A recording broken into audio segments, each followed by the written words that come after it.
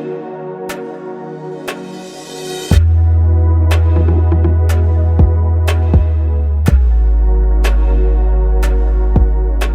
to another episode of Holistic Lifestyle Coaching with Ryan David. I'm Ryan David, personal leadership and holistic lifestyle coach. And if you're new to my channel, what I do here is I try to provide content in these episodes that'll help you strengthen your psychology on an everyday basis and maximize your full potential. So you might be wondering, why am I doing a review on protein powder? Well, I also consider myself a holistic lifestyle coach because my focus is on balance.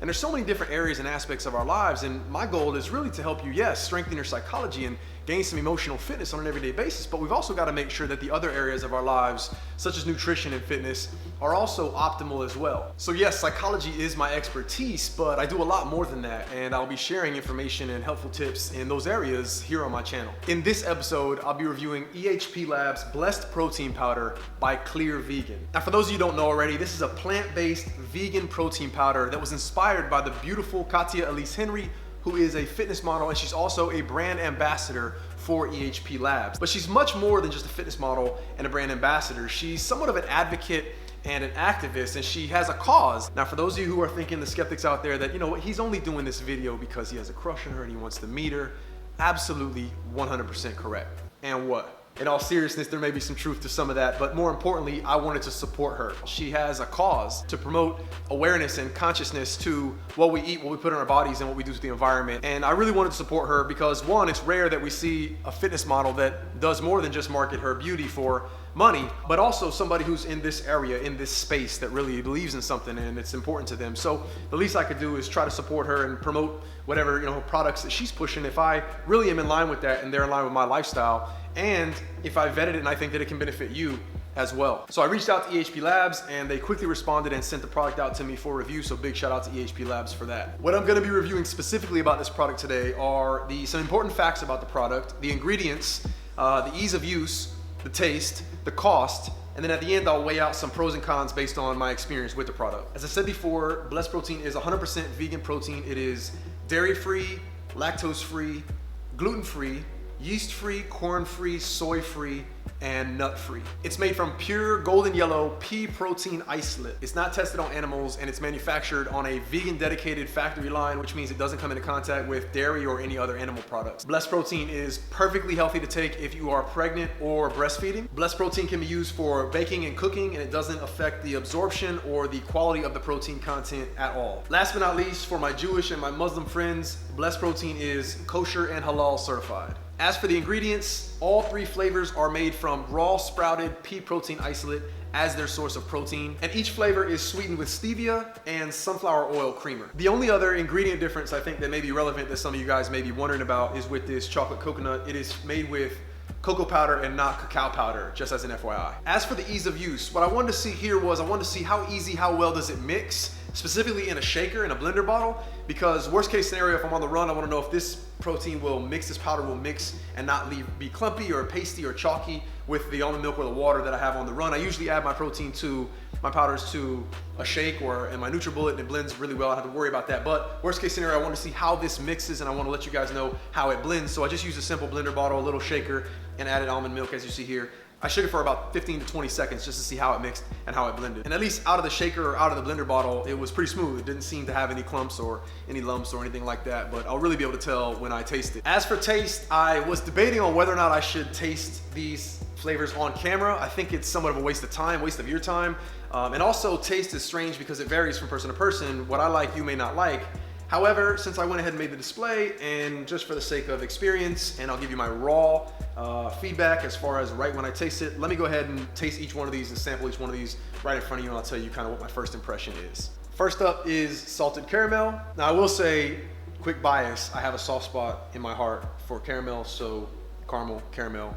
I used to say caramel, now I say caramel. Caramel. That's what I used to say. I'm gonna say caramel now. I have a soft spot in my heart for caramel, so there's a little bit of a bias going in. I'll just put that out there right now. Tastes like caramel and caramel. Has a heavy taste to it, a heavy caramel taste to it, and that's not bad. Again, I mixed this with unflavored, unsweetened almond milk, all of these, so I could just get the pure taste of the product itself. And so, caramel. Next up, chocolate coconut. That tastes like chocolate. There's no coconut. And if there is, I can't taste it. And I could usually pick up on coconut. Pretty much straight chocolate. Hot chocolate. That's the kind of chocolate it tastes like. It tastes like hot chocolate. So if you like hot chocolate, hot cocoa, hot chocolate flavor. Last but not least, vanilla chai. Got milk. This one's interesting. Very interesting. I don't do chai. I don't know much about chai. I'm not a chai person that I know of. I don't really know. But this doesn't just taste like vanilla. It really doesn't taste like vanilla at all. It's probably all chai. And it's not bad. I've got to acquire the taste, but it has a kick to it. So if you like chai, you'll absolutely love this. But it's not overbearing vanilla and plain. I'll say that much. So yeah, it's interesting. Very interesting. That's my take on the taste. Again, I wasn't even going to get into all that because I think that you got to find out for yourself. But I will say this: none of them are repulsive, which is a plus. So don't worry about picking the wrong flavor. Go with the one that you probably think you already know or is in the ballpark. Order that one, if not all three, and you'll be good to go. Now for price and affordability, I wasn't sure really how to break this down because you can go online and see what the prices are. It's $35 for the 1 pound bin and then $50 for the 2 pound bin. But you can get them all, you can get a value pack. The 1 pound 3-pack is $80. The 2 pound 3-pack is $120. And again, you'll get all 3 flavors depending on what size that you want. That's not as important to me as when it comes to cost as cost per serving or cost per gram. And rather than break all that down here, I'm probably gonna do a video in the future on different vegan proteins, different plant-based proteins out there, and which one is most cost effective, among other things, and review all of them. And I'll throw this one in with that review. But I will say this, as far as my breakdown and my assessment on a few of the proteins that I looked at, cost is about average here for cost per bin for a quality vegan protein. But there's some more perks to this protein compared to some other proteins, specifically the grams of protein per serving. These are some details that not a lot of people pay attention to, and just look at what's on the cover. So I think that's worth noting, though. It's something very important for me as far as how much protein am I actually getting. You know, you see the scoops or you see the label, it says, 30 grams per serving, but it's in a 45-gram scoop or 2 scoops. So those particulars are important to me. As for the takeaway, what are the pros and cons? Little psychological tip, always start with the cons or the bad news first. Why? Because that means you end on a good note with the pros or the good news. But I have nothing bad to say about this product. I have really no cons to mention. The only 2 things I will point out that might fall in the category of cons are, it doesn't seem to be non-GMO. I didn't find that on the label or in any of the research that I did on the product. So that might be an issue for some people. And it's not organic. However, if you know anything about sweet peas, that's not a problem. Because according to the Environmental Working Group, based on my research, sweet peas have very little pesticide residue and are safe to buy as conventional or non-organic. So that may be what they were thinking or what they went with there, and that may be the reason why it's not organic, because it's really an unnecessary step. But I guess peas are one of those vegetables that you don't have to really necessarily worry about them being grown organically, and this is not, but again, it's probably not that much of an issue, and that's probably the reason why they didn't focus on it being organic. As for the pros, once again, 25 grams of protein per serving, with only 29 grams per scoop. That's a plus for me. The taste was great. There was no aftertaste. There was no off taste. I enjoyed the taste of each one of those. So taste-wise, might be one of the biggest pros because I know how hard it is to find a great tasting protein. I don't eat for taste.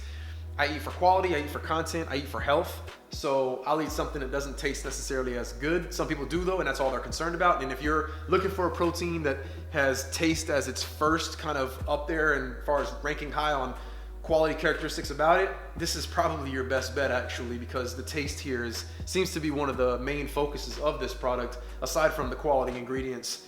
And 25 grams. So those are big time for me. And also the ease of use as far as how well it blended and used inside the shaker bottle. That was smooth as well. The consistency was perfect. So that wasn't an issue. That's actually a pro for me as well, because sometimes they'll clump up. So overall, the pros way far outweigh the cons. I actually don't have any cons aside from the 2 points that I mentioned, the GMO issue and the organic issue. Overall, compared to other proteins that are out there, I'm actually surprised because it's not a gimmicky knockoff, just a brand with this person's beautiful face attached to it. It's actually a quality product. It just happens to be promoted by a beautiful person who seems to be a quality person as well, from what I know about Katya Elise Henry. I don't know much about EHPLabs, but I guess just deductive reasoning, if she's a quality person, she has a quality mission and she works with them, hopefully she did the vetting about them.